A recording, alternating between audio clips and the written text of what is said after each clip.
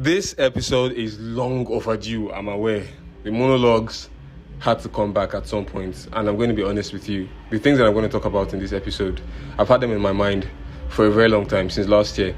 Have you ever wondered what the long-term effects would be of constantly scrolling for hours on a mobile device that is emitting infrared light into your eyes? The long-term consequences of it in your eyes, on your eyes.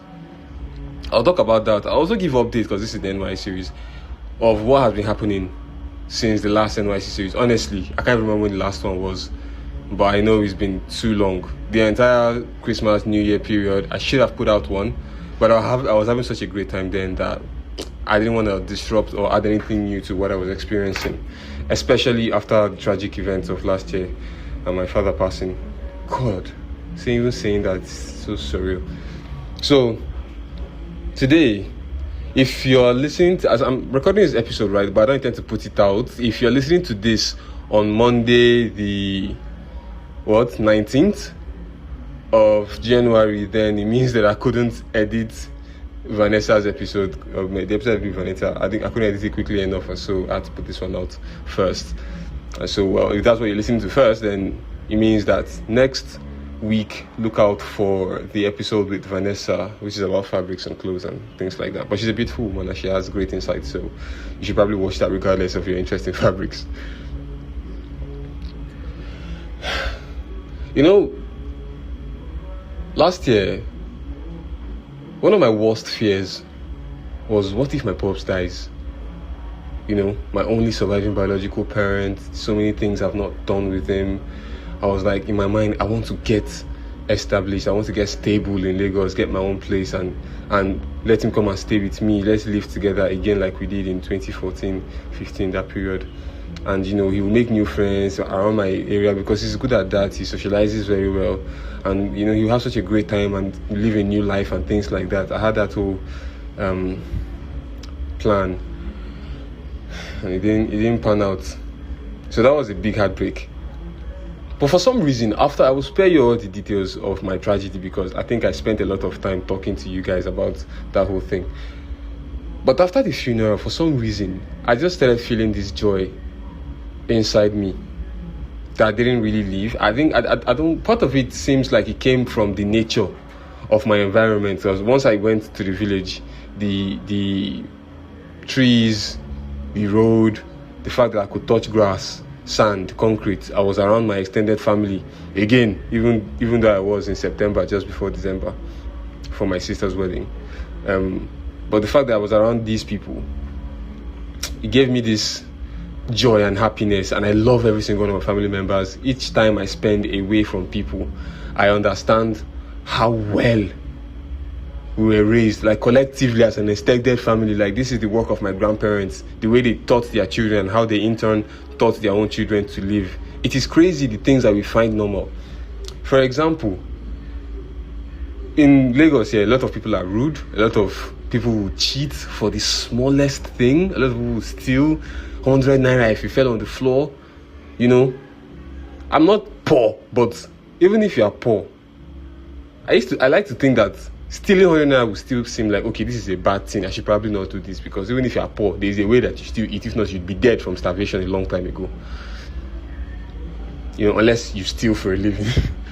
But honestly, I began to understand that these things are not like normal way of life. They taught these things to us, and they taught it to us and instilled it so deeply in our consciousness that it became normal before we even started interacting with the outside world. And I'm grateful for my entire extended family for that. And this thing, what drove it home was, like, after my father's funeral and everything, people started traveling back to their various places from the village. But we had one big meeting before all of that, and the nature of those conversations, that was what opened my eyes to the family that I came from. I'll give you an example of how this has changed me. There are different types of Igbo, right? In certain dialects of Igbo, like people from Anambra, for example, they will say Mili instead of Miri. Instead of being that in my own dialect, like Ngwa, or for my state, we most likely say Miri, you know.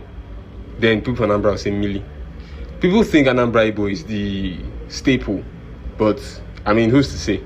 Probably is the one that most of Nigeria hears in songs and stuff because of the musicians who speak Igbo in their songs and different things. For example, Ekene now is gratitude, but Ekene is not the way people from Abia would say gratitude. It's Ekele, it's greeting, sorry. Ekele, right? And I used to most likely be inclined to speak the staple, speak the Anambra Igbo, because I've kind of learned it through media, through the movies and the music. And so I can speak it, and then I choose to speak it, even when I know that I can speak mine. And I choose not to speak mine because I just thought it would not be widely understood or widely accepted. When in fact, the reason it is not widely understood and accepted is because we dodge it. When I'm supposed to type it, like today, I made a post today on Instagram, and I typed it, and I wrote Ekele Diri Chineke. I wrote Ekele, you get, not Ekene, because I remember that, no, this is who I am. This is what we speak. This is what my ancestors spoke. So I'm going to speak that. And I just love the fact that has happened. And so that community of family, and you know, the way they treat you, like, when I was, oh God, there's still just I don't work at HO Studios anymore. I'm no longer serving there. And when I was there, the way I was treated, no, without respect. Obviously, he doesn't know me, doesn't know what I've done in my life in the past. He probably thought I was just some copper that didn't know what to do with his life and needed his studio. But he was he's a rude person. Doesn't know how to talk, he's impolite. Maybe if he thinks you have money, because I've seen how he behaves around people that he seems he can get something out of. Hey, he can be polite and respectful, but he's not polite and respectful to all people. So to me, he was very disrespectful. He spoke to me in ways that are derogatory and things like that because I was his staff. And then going back to the village and seeing my position, not even the things that I've achieved or the things that I've done in my life, but just my position in the family and the fact that I'm a family member or just a human being, the decent level of treatment that I got from home kind of reminded me who the fuck I was. I didn't mean to curse, alright? But it reminded me who the fuck I was. And I was kind of forgetting it because I was reduced and I didn't even know I was getting reduced. And so, the feeling of respect that I got, I give it. It was reciprocated, you know. And a lot of things changed in my head. Like here now, I have to obviously strive for every meal. Not literally, but obviously I'm looking out for myself. There is no community, it's just me and Kachi, you get. And then in the village, there is a lot of us. There are people who think about planning food, and the food just shows up. Chicos, are you ready to eat now? Yes or no? If I say yes, the food shows up. Where I am, pressing my phone, the food shows up there. I don't even know how it came about. But I have rules as well that me and my brothers have to also, you know, we'll do work, we'll run errands, but I don't do everything myself. We work as a community, and that just improved. I think that lasted me. So after that, now we had McFest to do. So I went to Abuja, stayed with my cousins in Abuja as well. We were like 5 or 6 in the house, my auntie and my cousins, and that was another fantastic environment that I loved. And then I went to Makurdi, my friends who I hadn't seen in several months. I saw them, spent time with them. It was great. The event as well, McFest, fantastic event. So all these things were snowballing into building my confidence and you know, making me remember that you can actually feel this good, you know, and you're actually this guy. Because I tell you something, man is not a storyteller. I cannot tell you everything that. Anyway, while I was enjoying this whole time away, I saw a post from HO on his story, like studio manager needed. He posted it, and I'm going to give you a back. So when he posted that, I'll get back to that backstory. When he posted that, I felt, I'm getting replaced. Because a lot of the times when he would scold me, he would say, don't worry, I will terminate this our arrangement. I'll get another studio manager, you get. And so I felt, okay, perhaps he has had enough. He's going to get another studio manager. And I think I was happy. I was over the moon. Plus, I don't need to be there. If not for the podcast, I wouldn't be there. So it wasn't a hot fury. I said, okay, cool. To me, I was like, I hope it happens, really. I hope I come back and he lets me go.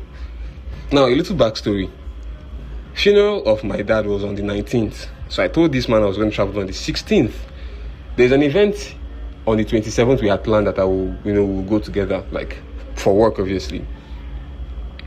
And I was gonna travel for the funeral. After the funeral, I'll come back to Lagos. Do Christmas in Lagos, 25th, 27th. I'll be at that event, and then I'll now go back and do New Year with my family. That is my stepmom and her children, because I think I needed to be there to see how, just to set us into a motion that will cope without my father, and just see how things are going without my father, and make sure everything's okay before I come back. That was my plan. But at this point, I didn't factor in how maybe it's more cost effective, how cost draining it will be, how cost intensive, I guess, it will be, how expensive it will be. And I didn't factor that in really. So when I traveled and I figured this thing out there, I now texted HU, like, I don't think I'll be able to come back. One, tradition demands that my stepmom stays around for much longer, like throughout the New Year. So it's not like we're going to go back to Makurdi together or anything. She will not be in Makurdi. So that defeats the purpose of coming back, but at least she'll be here. And also, it's going to be expensive and stressful. Coming to Lagos, going back to Lagos again within this festive season is mad. So I let him know that, and he said, okay, that's all right. And then he put out that flyer. Now that whole thing happened, did the Abuja, went to Makurdi, came back to Abuja, and then eventually from Abuja came to Lagos.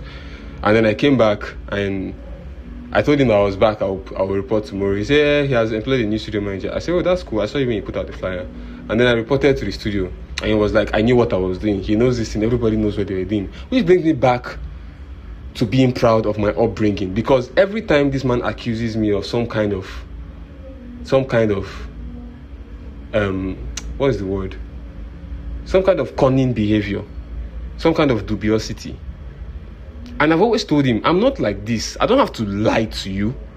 If I don't want to come to work, in fact, first of all, I'm not built the way I can get up and decide not to come to work for that. I understand that I have a role here and I have a responsibility to fulfill and a duty, and I'm going to do it. It's how I'm going to behave. So if I'm sick, then I'm sick. One time I was sick, it was like I lied to be sick. Found that very insulting. And then this time it was like I knew what I was doing. I knew I was never going to come back, and I told him I would come back, and then I went and stayed as long as I wanted to stay. That in no business would anybody be allowed, if I'm working, that they will allow me to stay as long as I stayed. Nobody does like that. Nobody does business like that. This is after the other. He even told me of one time. So that that thing is what making me. So it means, well, you expect people to be dubious and to be cunning, and maybe it's maybe it's a coping mechanism because he's been burnt in the past. He said he's been in business for like 15 years, so probably burnt in the past, and that's how he's used people now, to each his own. But that's not how I am.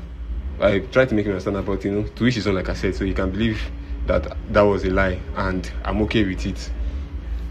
And so the good thing that he has done is like, well, I don't have to like terminate it. You can just be free. I just don't want to have to pay you and have you here, because I don't know if I was this expressive on the podcast before about our relationship, even though I used to say sometimes it was good energy some days. But here is the dynamic and the pros and cons, like I set it out when I wrote it down. There was a time I thought about quitting that place, and I wrote my pros and cons down. The pros and cons, it was a more logical decision for me to stay. One, I use his CapCut subscription. Call me a cheap person, but I mean, if I can help not spending that money and I did for him, then it makes sense for me to use his CapCut subscription. So that was good and a substantial expense on my end. 2, I got 50k monthly payment from him. 3, I got to shoot my podcast there, which is the first thing and the only reason I was even there in the first place. So those are the pros. The cons were that I was spoken to with disrespect constantly.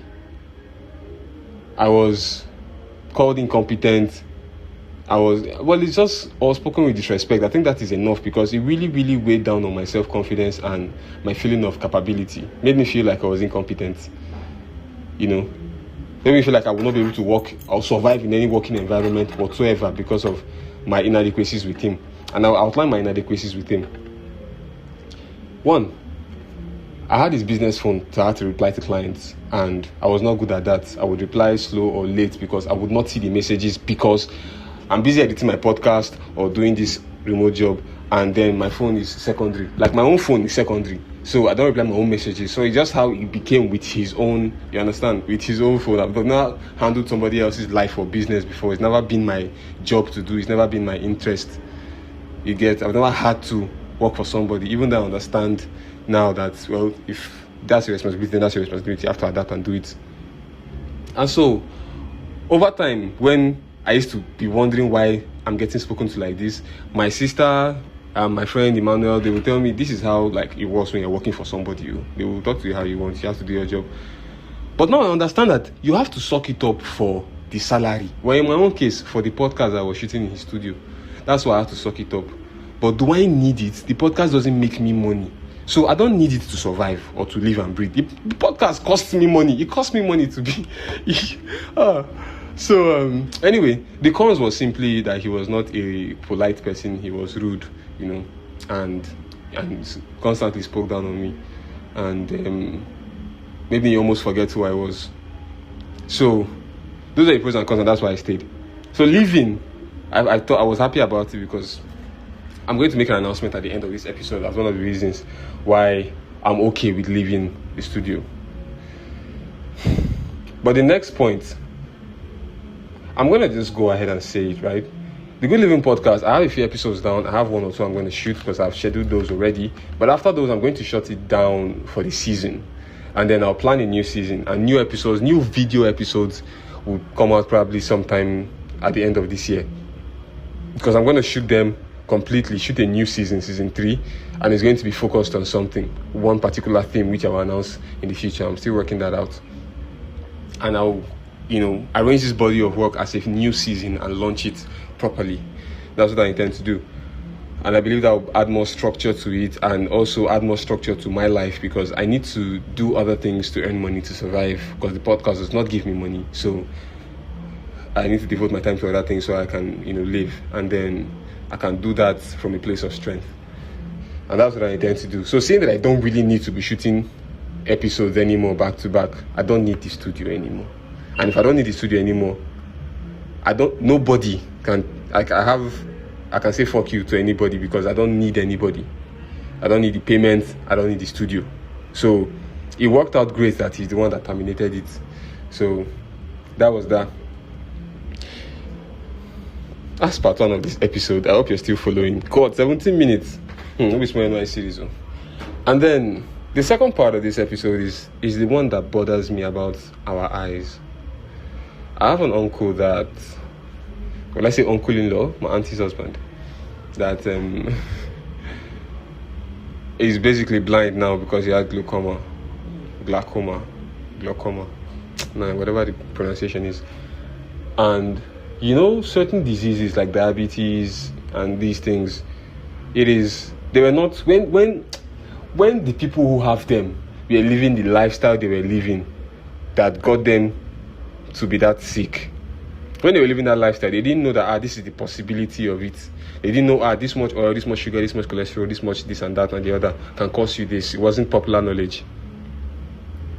And so they just lived their life, thought what they thought was normal life, and then eventually they got struck with this illness, and then it's like, it's all these things that you've been doing since that has amounted to this now. And they're like, it's taking them by surprise. And so the same thing with, this is a new lifestyle you are living now. The idea of scrolling on your phone for several hours, 10 years ago, was probably when it started. Or not even 10 years ago, honestly. The post I made today that I talked about Ekene and the rest was a post, all the pictures there were pictures from 2016. And when I look at those pictures, them times I was not scrolling, endlessly on my phone. It was chatting, it was WhatsApp. And that was when social media was actually social media, where you just connected with people you knew over the internet. Now you leave your DMs to go and scroll on the same app. So it's a different time now. So now we scroll a lot, and these infrared lights coming from screens are really in our eyes almost half of our waking hours. And so it means that this is new behavior, and you cannot tell me that it has any health benefits. And I said in a video I posted on Instagram one time, hey, follow me on Instagram at Coke the Podcaster, KOKE_THE_podcaster. I posted then that nothing is ever static or balanced. It's either slowly, it's something that seems to be just okay. It's probably slowly getting worse or slowly getting better. It is never just in the middle, sitting there, okay, and static. And so I believe it's the same thing with these screens and the thing with our eyes. God, so much value, so much. This podcast is so impressive that I feel bad for the people who don't listen to it. Anyway, it's my thoughts now.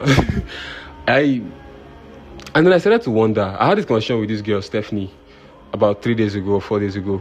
And we discussed this at length. And she was talking about how she's in Canada right now. And how she's seeing around her that kids don't do anything. After school, they're on their phones till they sleep.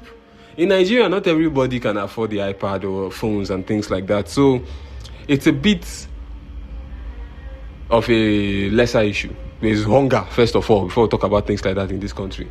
But in developed countries, kids and in upper middle class families in Nigeria, in fact, any parent that even has a smartphone, I believe, has this habit of just leaving their child with their phone whenever they can, just so that they don't have to deal with raising that child.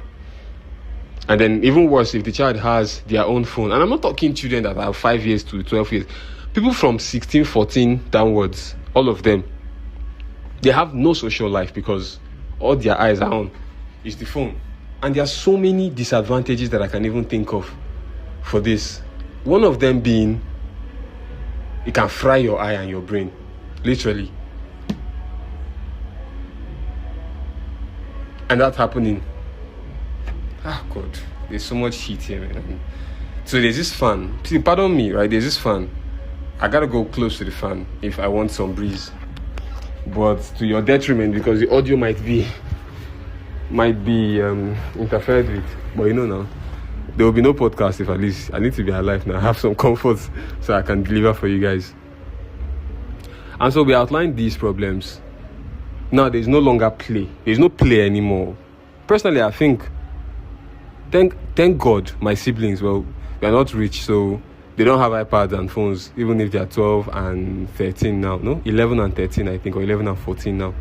They don't have phones and stuff, so they don't get to be on phones all day. So they have friends, they go out, they play. But that is not the case with a lot of people, a lot of children.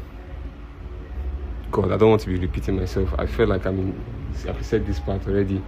And why do I have to lament out loud? These intrusive thoughts, I don't know when they will ever get away. Forgive me. Secondly, the most scary thing is that we don't even know what new diseases will come about from both children and us adults constantly looking at screens. Right now, my laptop is this way, the TV is this way, I have this phone in front of me that I'm recording into. At every given point in time, at least 2 of those devices are on. For me, when I'm at home, when I'm using, at least 2 of them are on. Right now is my phone and TV. I'm done with this now. Open the laptop and start editing while replying to messages that I obviously miss, or that I've missed during my siesta while I'm recording this. So it's difficult to stay off the things, and we are definitely spending a lot of time on these devices with our eyes glued to them, and something is going to come out of it. Something negative is going to come out of it in the long run, and we don't even know what that is. We don't even know if after 70 any of us will be able to see clearly anymore. So there are mitigating things you can do, like the eyeglasses. I bought one of those. I found it uncomfortable to use. I can't just wear an eyeglass 247. And once I take it off, before I put them back on, it will be hard. Because I can say, okay, I'm about to do some work, let me put it on. I'm going to go out, let me put it on. But I use my phone half the time I'm awake. So if I put it down, I feel relief in my eyes. And I'm in no hurry to put it back up. But then I spend the entire day after that now looking at my phone and screens and but at least it helps. I don't know if there's any study done on the long-term effect and uses of these phones and the screen time. So that's another thing. So have you thought about it before? What are the long-term effects? Have you even thought about it? And then secondly, there's something that really does bother me. When I was still at the studio, I probably sounded bitter in the first part of this episode because, when I was talking about the studio and my time there. And while I'm grateful for the time that I spent there, apart from being able to shoot my podcast or getting paid, I got accepted because I requested to serve with him, and I got accepted. That's something I'm grateful for. I learned things. There are places I've gone to in Lagos that, honestly, if I just came and sat at home, I wouldn't have gone to those places. Not that they did anything for me, but I mean, a new city, the exposure and the going around and knowing road and things like that. And secondly, and thirdly, the experience of photography, the experience of that life, going out. There are stories I can tell people that will be interesting. There are things that I've learned. There are people that I've met, as a result of working in that studio. So these are things that I'm grateful for. He didn't directly influence those. It came as a result of the work I was doing for him. But I am still grateful for those things because I know that I like the fact that they have occurred. But doesn't mean I discredit all of that. However, leaving that place and just being by myself these weeks now, I feel more and more stupid for putting up with the things that I put up while I was there. Hell, one time, in the presence of... I would get scolded in the presence of clients. Sometimes people I'm older than. Sometimes just other people. But at least, if somebody looked at me, I dress smart, I look good, and have a view of me. If he comes in and talks to me like a fool, obviously, whatever respect they had built up for me in their mind would be diminished. They think now I'm the kind of guy that you can talk to like a fool, or that probably he's not very clever. He's not very smart. I don't like to look like a stupid person. If you think that I am smart, it's because I want to be. And that's why I spend a lot of time learning and reading. And I'm reading a book now, Jewish Wisdom for Business Success. The fuck do I care about that? But I just want knowledge, and I'm reading the fucking thing. Look, pardon my cursing this episode. I know it's been a while, but I have to express this emotion the way that I feel it. So, this level of interaction that I used to get, there will be a client there, he would scold me and say things that is your head correct at all, and things that nobody in my life can ever tell me. Who in my life, as I'm cook boy, can tell me is my head correct at all and mean it? What would have given you the audacity? Right. And then there was this particular time, there was this client in the studio, an older man, and while we were there, he was complaining to the man that I'm not serious. I'm not serious. He keeps saying I'm not serious. Like, what I'm doing in my life. That I'm not serious. I'm not serious in your own mind. You see, this is the bitterness I'm talking about that I don't want to have. Anyway, he said that... Let me collect my thoughts and remember what he said. He said his wife asked him one day that, are you paying this boy? Because she doesn't know what I am doing for him. Like, I'm useless. So is he paying me though? Why? Emi cook boy, I took time out of my life to be serving you, and this is what someone else in your family thinks of me. So these things, in those moments, I didn't think too much of them because I was working. I was just like, they say as a man, you go chop shit small, And it's not as if I want to be a photographer. So it's like I'm serving, and I'm not serving. I don't want to be like the person I'm serving. So what the fuck am I doing there? And so these are the type of things. This is one I can remember. But these are the type of things that went on there that I did not really deep. And this time that I spent, these weeks that I spent away from there by myself, trying to chart my own path and look for my own ways, like I did, that landed me in the studio to shoot my podcast there in the first place. It's beginning to make me realize that some of these things were not okay. Some of these patterns of behavior were not okay. Like, you can be nice. When I owned a lounge topside, I had staff, and I don't think I spoke to them in a way that made them, cry. Because the way they spoke to me, if I was a lady, I would cry. That kind of thing. I don't think I was rude or spoke down on anybody, Where, this nigga, where I'll be arranging something, right? And it's nearly fine. You will say, look at how much this thing is, 200 and something thousand. Yeah, how much, 200 and something thousand. Cold boy. And then you will say it like, I will have to pay with my life if I spoil the fucking thing. 200 and fucking, are you mad? Whatever, Sean. I've never been this up. I don't know why. I've spoken to Kachi to a certain degree about this thing that I'm talking about now, but I don't know why I wasn't this upset when I was saying it to her. Right now, I don't know why so now I'm trying to get rid of this whole thing, right? I'm upset that I took all of I'm upset at myself that I took, lapped up all this shit. And I'm upset that I let myself go through it. But why? Why am I upset? I don't want to be bitter. This is such a new feeling to me. I have nobody that I have this feeling towards. And so I hate to be put in this situation. I'm wondering, so what do I do to get rid of it? I'm trying to forget it. I try not to think about it. One of the things that I thought about would help was talking about it, which is what I'm doing now. Like, just express it the way it is, how upset you feel about the situation. And obviously, the things that I want to say, I cannot say them completely because, one, I had the privilege of having access to his private life to a certain degree. And some of the things that upset me, if I want to say them, it would mean like exposing some things that somebody gave me access, like, he gave me access to view his family and his life and certain things. And if I want to express how some things made me feel, I cannot say it without exposing some things that I was privy to, which is not my place to expose. So I cannot say those. And so I have to stay just being upset that I accepted this treatment.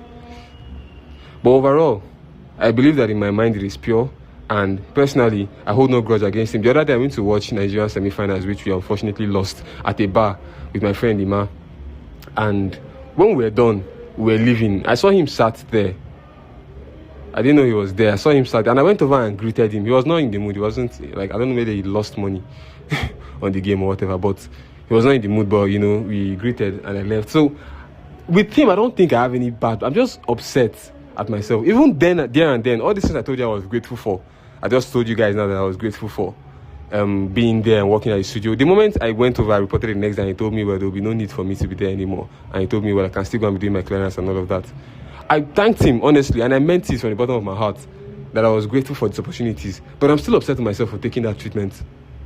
And I can't let go of it. It's not going. I hope it goes. That is the one thing that has probably messed up my mood since. Because I told you, after the funeral, I don't know what spirit entered me. I've just been joyous ever since.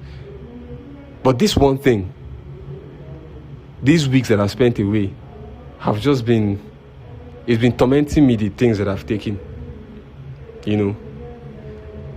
Anyway, smash a like on the episode if you're watching on YouTube, and rate the show as well, subscribe, and leave a comment as well. Support the episode, support the channel, support the podcast, and you'll be getting these even if we are taking a break from the video episodes. Obviously, the NYSCeries series is going to continue. I'm going to be updating you guys on what's going on, and the more and more insights that I have, I'm going to share. It's been wonderful. I love this community so much. I love the opportunity to be able to do this and to share with you guys, and anybody who takes out time out of their day to listen to this. You mean a lot to me, and I hope to see you next time. Bye bye.